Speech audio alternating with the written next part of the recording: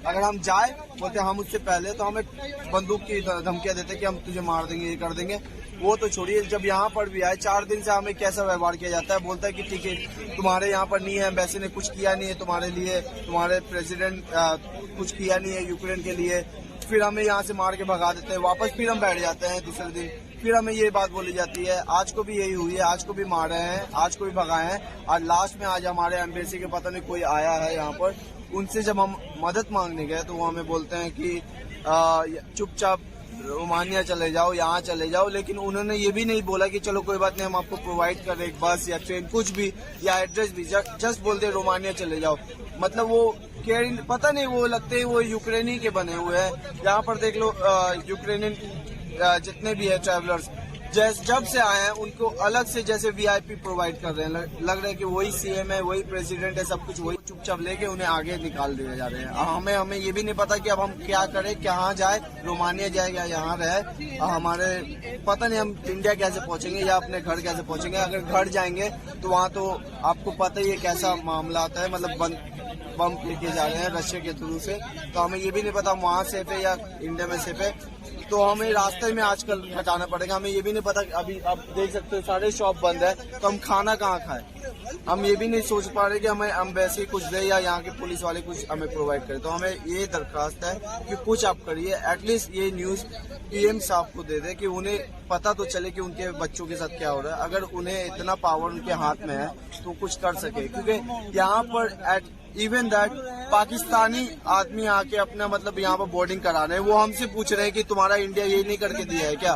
तो हमारा इतना बड़ा इंडिया होकर, वो छोटा सा देश होकर हमें ये सब बात बोल रहे हैं, और आप कुछ कर नहीं पा रहे हो। जैसे एम्बेसी भी कुछ नहीं कर पा रहे हैं। एम्बेसी सबसे बड़ा तो मुझे लालच हो रहा है एम्बेसी में, हमारा एम्बेसी क्या काम कर रहे हैं। तो कुछ तो करिए, एम्बेसी को चेंज कर दिए, पूरे यहाँ से बॉडी हटा दिया, हमें पढ़ने ही नहीं है तब यहाँ एम्बेसी को हटा दिया। एम्बेसी तो छोड़िए, मैं जितना बोलूंगा मैं हाईलाइट हो जाऊंगा, लेकिन हाईलाइट तो हो चुका हूँ। लेकिन मैं बोल रहा हूँ कि कुछ करिए हमारे। अस्सलाम वालेकुम वरहमतुल्लाहि वबरकातुहू।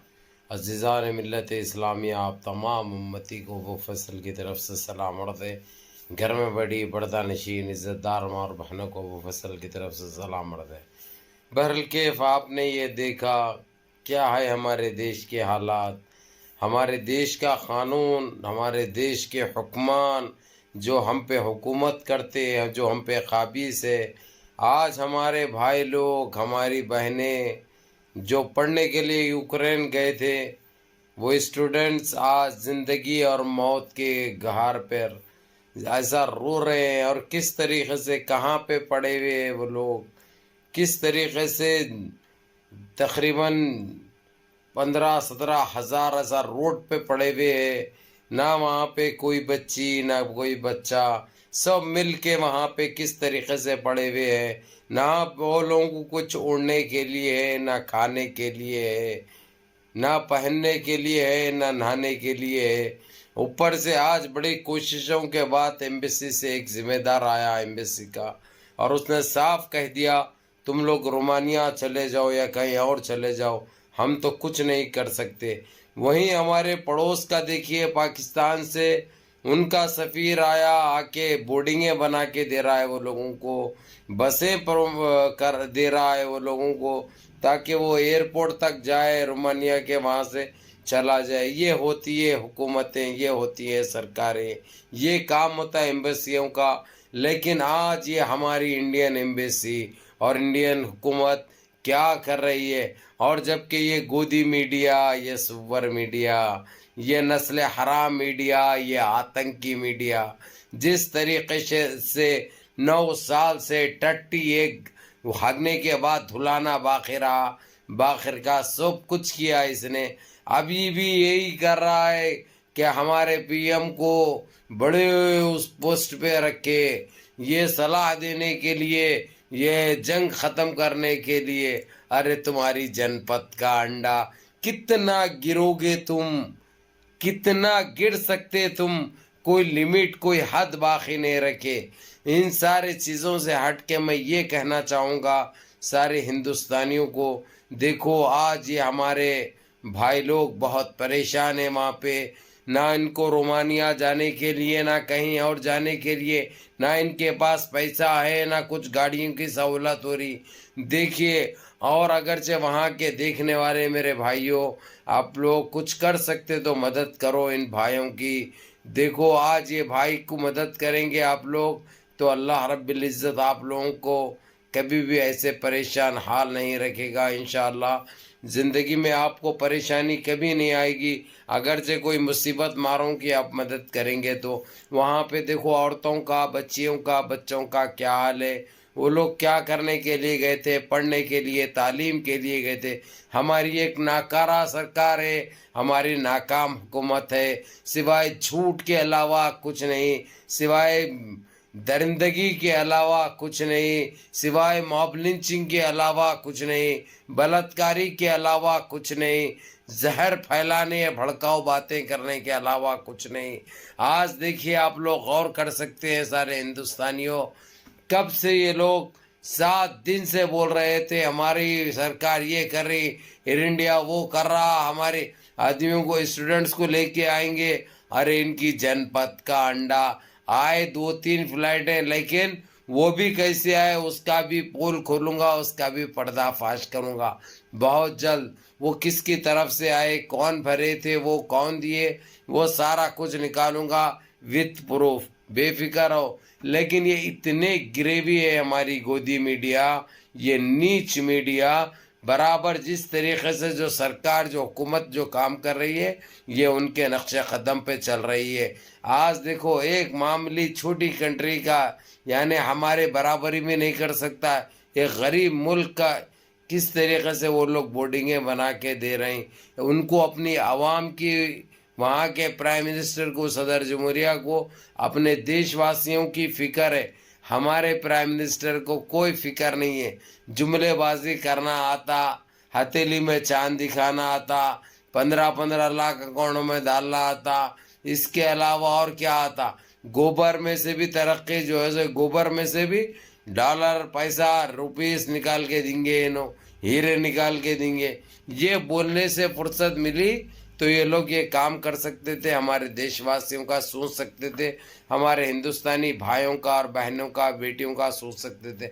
लेकिन इनके पास सोचने के लिए वक्त नहीं है।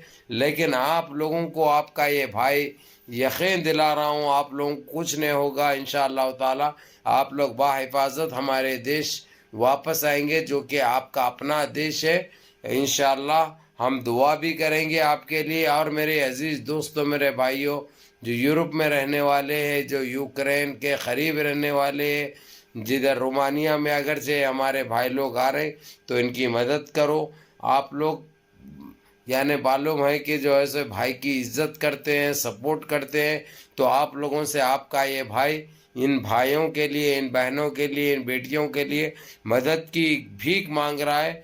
ये करिए हमारे भाइयों के लिए, क्योंकि हमारी सरकार तो नाकाम सरकार है, फ्लॉप सरकार है, आप लोगों को अच्छी तरह पता है। और हमारी मीडिया के तो क्या कहने, हमारी ये लोकल मीडिया, गोदी मीडिया, आतंकी मीडिया सिवाय बिसान मारने के अलावा, झूठ बोलने के अलावा कुछ नहीं दे सकती। आज हमारे देशवासियों का क्या हाल है ये हम जान सकते हैं अच्छी तरह, क्योंकि जो परेशानी से, जो तकलीफ से आप लोग जो वक्त निकाल रहे हैं, याद रखा जाएगा। जिस तरीके से हमारे यूपी के, बिहार के लोग कोरोना के टाइम पे पैदल गए थे, चलते चलते वो 8-8 दिन, 10-10 दिन चलते रहे, ना उनको पीने के लिए पानी मुहैया कराया गया, ना खाना दिया गया। देने वाले, खिलाने वाले हमारे और आपके जैसे लोग थे। उस मदद से ही वो लोग अपने अपने घरों को, अपने अपने बीवी बच्चों तक पहुंच सके। यानी आप लोगों को कहने का और बोलने का मतलब ये है कि आप लोग खुद समझ सकते कि आज हमारे साथ क्या हो रहा, ये क्या समझते हैं अपने आप को, बस पता नहीं। बहरहाल अल्लाह से भी हम दुआ करते हैं कि जल्द से जल्द आपकी परेशानी दूर हो जाए। और ये मुश्किल घड़ी में, परेशानी घड़ी में हम सब आपके साथ है, सारा हिंदुस्तान का मुसलमान आपके साथ है।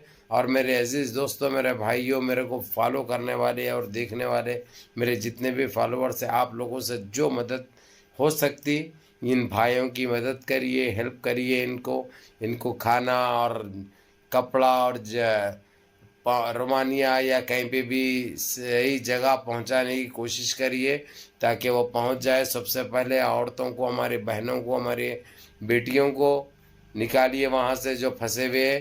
جزا اللہ یجزیکم الخیر. انشاءاللہ ہم دعا کریں گے انشاءاللہ. چلو میرے عزیز دوستوں، میرے بھائیوں، نمازوں کی پابندی کرو اور ان بھائیوں کے لیے دعا کرو. انشاءاللہ جلد سے جلد ان لوگوں کا مسئلہ حل ہو جائے، یہ اپنے دیش کو جلد سے جلد آ جائے. السلام علیکم.